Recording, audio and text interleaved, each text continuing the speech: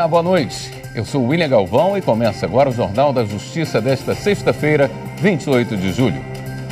O Supremo Tribunal Federal suspende as ações que tratam da chamada revisão da vida toda até a publicação da ata de julgamento dos recursos. O caso será votado em plenário virtual. Este é um dos destaques de hoje e você acompanha também nesta edição. STF recebe ação contra a anistia a partidos que não cumpriram cotas raciais e de gêneros. Ministro do Supremo determina que ex-chefe do Gabinete de Segurança Institucional compareça à CPI do MST, mas assegura direito ao silêncio.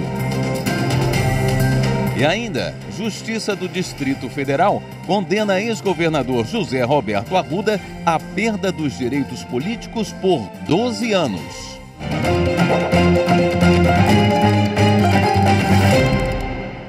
O ministro Alexandre de Moraes, do Supremo, suspendeu todos os processos sobre a chamada revisão da vida toda. Vamos falar ao vivo com a repórter Viviane Novaes, que tem os detalhes dessa decisão para a gente. Viviane, boa noite. Boa noite, William, e boa noite a todos. Olha, o pedido para a suspensão dos processos foi feito pelo INSS. A revisão da vida toda permite que o aposentado leve em consideração, no cálculo da aposentadoria, as contribuições antes de 1994, o que pode aumentar o valor do benefício. Em 2022, o plenário do STF decidiu que esse mecanismo é constitucional. Mas em maio passado, o INSS apresentou embargos de declaração, que são um tipo de recurso para esclarecer pontos da decisão. O ministro Alexandre de Moraes, então, suspendeu todos os processos sobre o tema nas instâncias inferiores da Justiça até o julgamento dos embargos. Ele está previsto no plenário virtual do Supremo entre os dias 11 e 21 do próximo mês. William. Obrigado pelas informações, Viviane. Por decisão do ministro do Supremo, André Mendonça, o general Marco Edson Gonçalves Dias, ex-ministro do Gabinete de Segurança Institucional, deverá comparecer na condição de testemunha à CPI da Câmara dos Deputados, que investiga a atuação do Movimento dos Trabalhadores Rurais Sem Terra. Mas ele poderá permanecer em silêncio em caso de perguntas que possam autoincriminá-lo. O ex-chefe do GSI foi convocado para falar sobre as ações da ABIN no monitoramento de invasões de terra ocorridas entre 1º de janeiro e 2 de março deste ano. Mas a defesa do general sustentou no STF que a convocação teria natureza política. Segundo o ministro André Mendonça, no caso de pessoas convocadas na condição de testemunha, o comparecimento é uma imposição. Mas o relator observou que, de acordo com a jurisprudência da Corte, é inafastável a garantia constitucional contra a autocriminalização e, consequentemente, do direito ao silêncio quanto às perguntas cujas respostas possam prejudicar ou incriminar o depoente, além do direito à assistência de advogado. A segunda vara da Fazenda Pública do Distrito Federal condenou o ex-governador José Roberto Arruda à perda dos direitos políticos por 12 anos. A sentença, que resultou na punição por improbidade administrativa, é um desdobramento da Operação Caixa de Pandora. Repórter Renato Rosa. O Ministério Público apontou irregularidades num contrato firmado entre a Secretaria de Educação do DF e a empresa Info Educacional Limitada, para o fornecimento de programas de computador e prestação de serviços. Na prática, segundo a denúncia, houve pagamento e recebimento de propina, gerando danos aos cofres públicos e enriquecimento ilícito dos envolvidos. De acordo com a ação, o ex-governador José Roberto Arruda, do Distrito Federal, foi o mentor do esquema. A investigação foi um desdobramento do inquérito da Operação Caixa de Pandora, sobre a compra de apoio político de Arruda na Câmara Distrital. Foi dessa apuração que veio compartilhada parte das provas. O juiz da segunda vara da Fazenda Pública do DF atendeu alguns dos pedidos do Ministério Público. Condenou o ex-governador José Roberto Arruda por improbidade administrativa. Pela reparação do dano, Arruda deve pagar R$ 1.500.000 de forma solidária com os outros 6 réus condenados. E também foi punido com a suspensão dos direitos políticos por 12 anos. O juiz ainda fixou uma multa de R$ 1,5 milhão e proibição de contratar com o poder público ou receber incentivos fiscais pelo prazo de 10 anos. Já a Sexta Vara da Fazenda Pública do Distrito Federal condenou 2 ex-gestores da penitenciária feminina do DF por atos de improbidade administrativa praticados dentro da unidade. Eles deveriam zelar pela conservação do patrimônio público e retomar as atividades de um projeto de ressocialização, mas não cumpriram com as obrigações. Amanda Mustafa. William Pereira Monteiro e Marcelo Araújo Mesquita foram condenados à perda da função pública, suspensão dos direitos políticos, proibição de contratar com o poder público e de receber benefícios ou incentivos fiscais. De acordo com o processo, os réus foram designados para atuarem como chefes na penitenciária feminina do DF. Na denúncia, o Ministério Público do Distrito Federal e Territórios afirma que foram várias irregularidades no projeto Mãos Dadas, que utiliza mão de obra de internos do regime semiaberto para a revitalização de espaços públicos. Além disso, o William e Marcelo se valeram do cargo para obter vantagem patrimonial. O processo também menciona que os réus faziam da penitenciária feminina propriedade particular, realizavam comércio de alimentos e produtos como churrasqueira, bloquetes de cimento e até criavam galinhas. Na condenação, o juiz alega que os acusados não respeitaram o bem comum. De acordo com o magistrado, após a saída dos acusados do presídio, houve uma melhora significativa do ambiente prisional. A Rede Sustentabilidade e a Federação Nacional das Associações Quilombolas, a FENAQ, questionaram no Supremo Tribunal Federal a validade da anistia a partidos políticos que não cumpriram as cotas raciais e de gênero. As informações com a repórter Daniela Ramalho. A discussão chegou ao Supremo Tribunal Federal por meio de uma ação direta de inconstitucionalidade. A ação é para a revisão da anistia concedida a partidos políticos que não cumpriram com as cotas raciais e de gênero, bem como não destinaram os valores mínimos em razão de sexo e raça em eleições anteriores a 2022. A Emenda Constitucional 117 de 2022 estabelece que o descumprimento das regras eleitorais não acarretará qualquer tipo de sanção aos partidos políticos.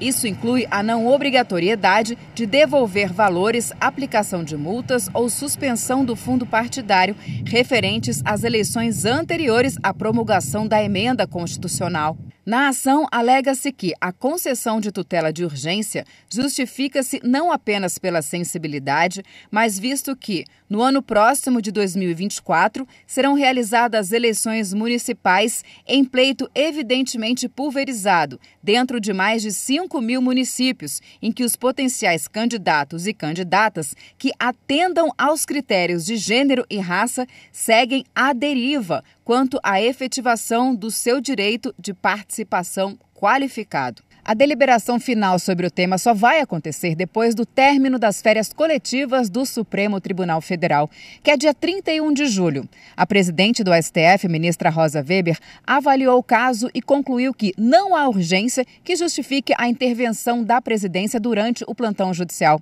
Os autos serão encaminhados para o relator ministro Luiz Roberto Barroso, que vai conduzir o julgamento. A seguir, STJ mantém ordem de prisão contra um empresário acusado de grilagem de terras. Voltamos em instantes.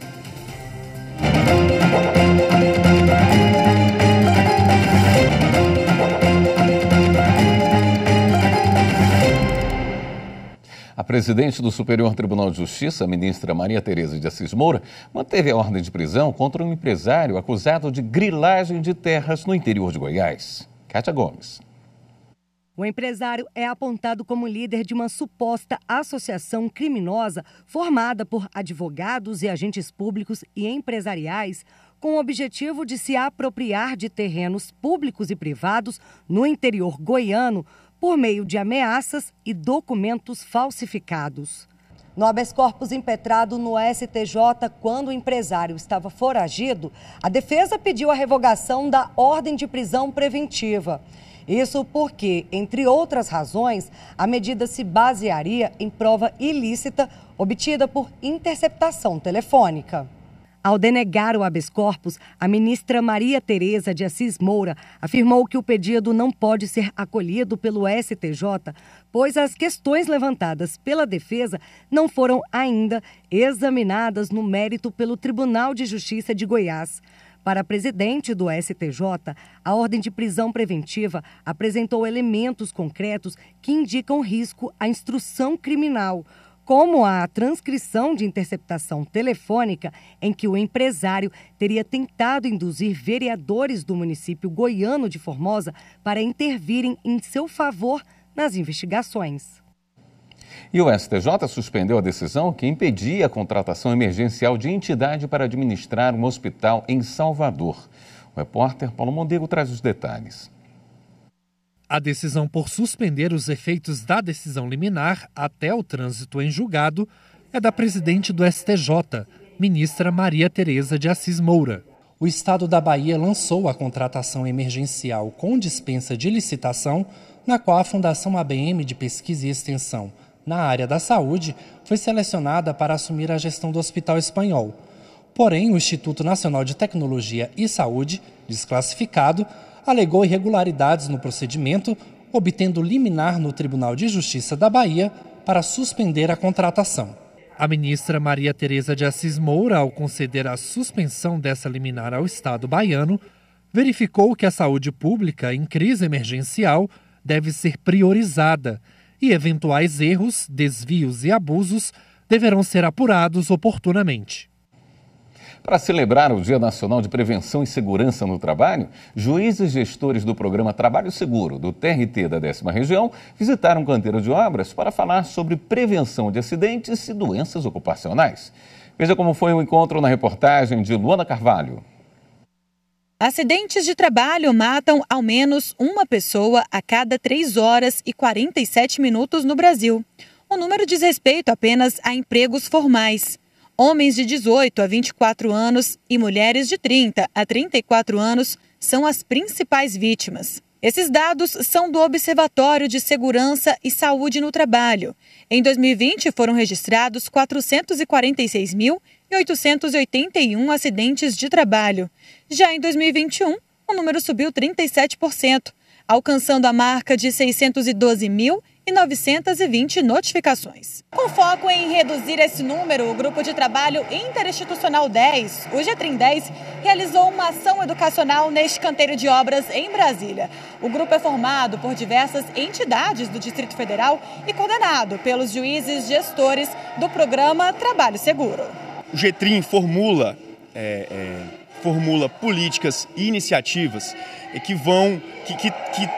buscam conversar com todos os setores possíveis da economia e fazer eventos, aquisições de materiais, fazer palestras, trabalhar em loco, indo, como é o evento de hoje, indo nos canteiros, indo nas empresas, fazendo eventos que realmente promovam mudanças reais e efetivas na sociedade, na comunidade trabalhista. A ideia é difundir o pensamento de que a prevenção é realmente o melhor caminho no que tange ao cuidado com o meio ambiente de trabalho. O encontro reuniu cerca de 200 trabalhadores e trabalhadoras e contou com palestras sobre como prevenir acidentes e doenças ocupacionais. Foram apresentados temas como a prevenção do risco de queda de altura e saúde mental. É necessário tomar medidas de prevenção para evitar acidentes, porque é uma área assim que, infelizmente, ocorre esse risco de altura, ocorre o risco de acidentes com morte. Então, nós viemos especificamente para esse setor, para lembrar a importância do dia e da prevenção a acidente e doença ocupacional. Celso faz parte da CIPA, Comissão Interna de Prevenção de Acidentes. Ele conta que há 113 dias não ocorrem acidentes por aqui.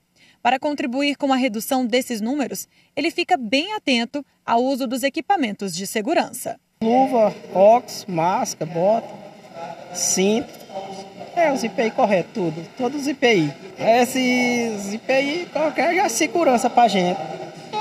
Só a segurança mais para a gente usar os IPI corretos para evitar acidente. Eu comecei a trabalhar em 78 na construção civil, né? Começamos a trabalhar em 78 e nós estamos até hoje trabalhando na construção civil.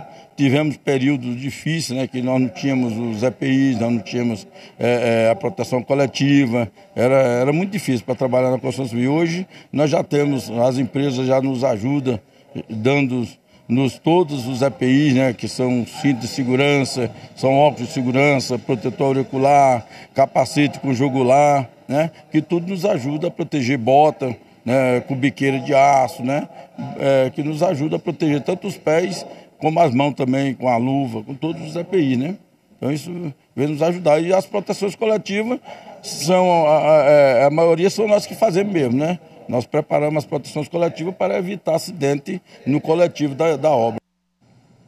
E em mais uma celebração ao Dia Nacional de Prevenção de Acidentes de Trabalho, o programa Trabalho Seguro promoveu uma live. O tema em destaque foi a saúde laboral como direito fundamental do ser humano. O coordenador nacional do programa Trabalho Seguro, o ministro Alberto Balazeiro, lembrou que há mais de 12 anos o Conselho Superior da Justiça do Trabalho proporciona à sociedade uma atuação articulada a partir de ações de prevenção, educação e capacitação para uma efetiva cultura de combate ao acidente de trabalho e à doença ocupacional. E o nosso compromisso da Justiça do Trabalho como instituição de combater e fazer valer a segurança e saúde como princípio. A juíza do TRT-10 e gestora nacional do programa Trabalho Seguro, Ananda Tostes, destacou que a cada ano 2.300.000 trabalhadores perdem a vida em acidentes de trabalho. Além disso, 1.900.000 trabalhadores sofrem com doenças ocupacionais. A gestora nacional do programa ponderou ainda que, em junho de 2022, a Conferência Internacional do Trabalho declarou que um ambiente de trabalho seguro e saudável é um princípio e um direito fundamental. A decisão viabiliza que entrem para o rol de convenções fundamentais. A Convenção número 155, sobre Segurança e Saúde dos Trabalhadores, de 1981, e a Convenção 87, sobre o Quadro Promocional para a Segurança e Saúde no Trabalho, de 2006. Significa dizer, amigos e amigas, que todos os Estados-membros da OIT, independentemente de haver ratificado as convenções fundamentais, têm a obrigação de cumprir e promover os princípios relativos ao direito fundamental ao ambiente de trabalho seguro e saudável. O desembargador do TRT da 2ª Região, com sede na capital paulista e professor da Universidade de São Paulo, Homero Batista, destacou que a inspeção do trabalho é indispensável para a concretização da saúde e de outros direitos trabalhistas. A palavra-chave é prevenção. E a gente às vezes não sabe equacionar prevenção com a palavra saúde. A saúde, em geral, é o antônimo de doença. A gente não contempla a saúde de uma maneira mais ampla, como a proposta da OMS, que às vezes é acusada de ser ampla demais, porque ela inclui o iter biológico e inclui também o bem-estar. Mas a palavra-chave do dia de hoje, na língua portuguesa mal traduzida, a falta de outra expressão, é higiene, porque a higiene do trabalho é o ramo que se dedica à prevenção. O programa Trabalho Seguro da Justiça do Trabalho atua em parceria com instituições públicas e privadas e durante todo o ano cria projetos e realiza ações voltadas à prevenção de acidentes. A ideia é fortalecer a aplicação da Política Nacional de Segurança e Saúde no Trabalho em todo o país. Para assistir a live completa, basta acessar o canal do TST no YouTube, youtube.com/TST. No próximo bloco, a gente fala sobre os preparativos para as comemorações dos 150 anos do Tribunal de Justiça de Mato Grosso. Voltamos já.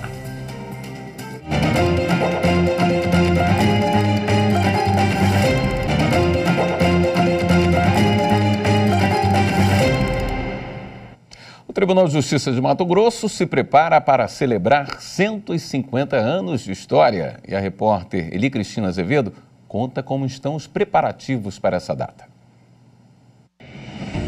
O Tribunal de Justiça de Mato Grosso completará 150 anos de instalação em 1º de maio de 2024. E para celebrar a data, diversas ações já estão sendo planejadas para o ano que vem.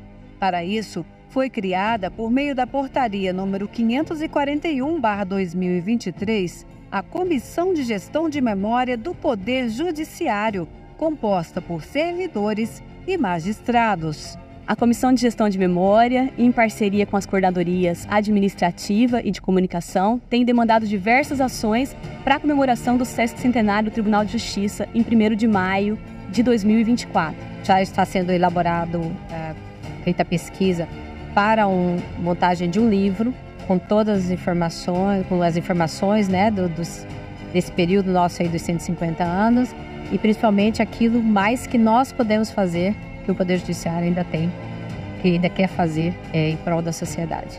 Entre as atividades em comemoração ao aniversário está a revitalização do Espaço Memória. A finalidade é preservar o local que guarda um acervo documental, iconográfico e demais objetos e que, inclusive, até 2005, abrigou as instalações da presidência do Tribunal de Justiça, que era exatamente aqui, nesta sala. Entre as atribuições da Comissão de Gestão de Memória estão a de coordenar ações de preservação da história institucional, gerir os acervos e compartilhar os conhecimentos histórico, museológico e cultural como instrumento de aproximação da justiça com a sociedade. Algumas etapas já foram concluídas. A criação da logomarca dos 150 anos, a contratação da empresa para a edição do livro comemorativo, a deflagração do termo de referência para a aquisição das insígnias comemorativas, como moedas, medalhas, agendas. 1 século e meio de história é muita coisa e uma história relevante e importante para a sociedade mato-grossense. Um grupo de crianças participou do programa de férias no Memorial da Procuradoria-Geral da República e conheceu um pouco mais da atuação e do trabalho da instituição. Foi uma tarde divertida e de aprendizado. Quem acompanhou foi o repórter Pedro Canguçu. Uma volta na história do Ministério Público Federal. Quem veio conferir de perto foi essa turminha aqui. Eles participaram do programa de férias do Memorial e tiveram uma tarde divertida e cheia de descobertas na PGR. Mas antes, uma pergunta. Será que eles sabem como funciona o trabalho realizado aqui na PGR? Não. Tem ideia de como é que seja? Não. Meu pai ele me falou um pouco daqui, mas eu esqueci. Me contaram que aqui é o guardião da Constituição Federal, não é? A missão de contar essa história foi da turminha do MPF. Os pequenos aprenderam o papel da instituição na defesa da democracia, das leis e dos direitos dos cidadãos, e temas como meio ambiente, acessibilidade, corrupção e eleição. E não é que a criançada chegou cheia de dúvidas? Acho que nos Estados Unidos tem prisão perpétua. Então, e aí, aqui, qual é o crime lá que aqui não, lá é um crime que tem uma prisão perpétua, mas aqui não tem uma prisão, é uma pena muito grande, mas não é prisão perpétua. E por que não existe? A visita ao memorial é dividida em 3 partes. Na primeira, os participantes conhecem a atuação temática e a carreira do MPF e toda a sua estrutura. Depois, eles passam pela parte histórica da instituição e, em seguida, contemplam uma exposição temporária. A mais recente é a comemoração dos 30 anos da Lei Complementar 75. Você entender o papel do Ministério Público é uma questão de cidadania. O passado e o presente do MPF se encontram bem aqui no memorial.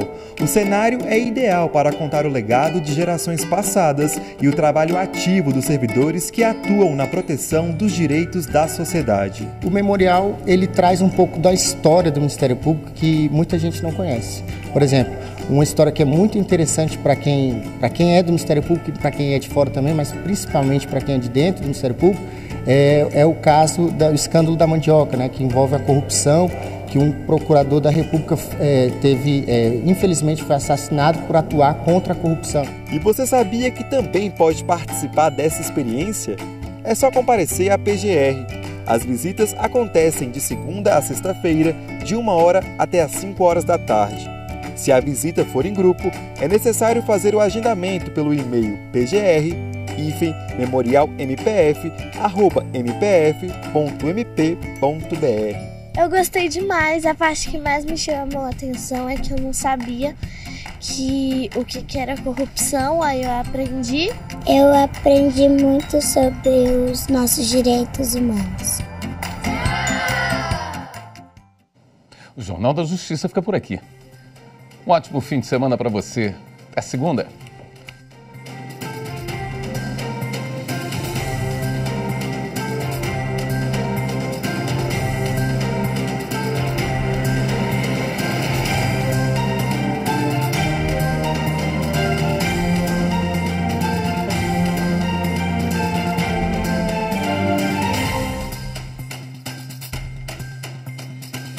Tchau.